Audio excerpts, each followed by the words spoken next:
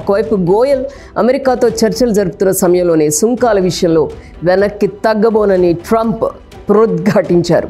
ఈ క్రమంలో US India మధ్య వాణిజ్య ఉద్రిక్తతలను తగ్గించడానికి అమెరికా నుంచి దిగుమతయ్యే ప్రీమియం మోటార్ సైకిళ్లపై 20% మేర బోర్బన్ విస్కీ టారిఫ్లను 50% మేర భారత్ తగ్గించింది.